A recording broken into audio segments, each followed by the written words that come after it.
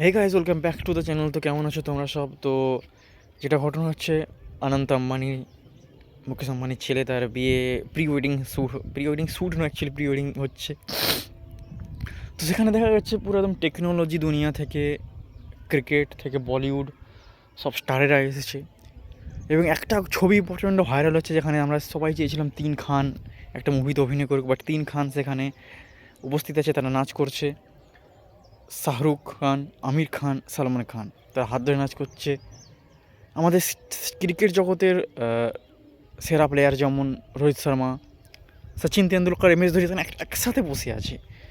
মানে এগুলো অ্যাকচুয়ালি খুব রেয়ার, যেখানে বিসিসিআই পারেনি, কোনো অ্যাওয়ার্ড ফাংশন পারেনি যে এই তিন খানকে একসাথে করতে, বা মোটামুটি দেখা যায় না অ্যাকচুয়ালি একসাথে।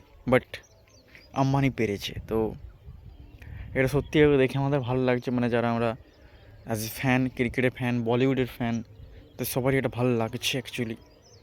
তো এটা নিয়েই বলার। তো পিছনে দেখো জাস্ট লুকটা। ও, চলো টাটা।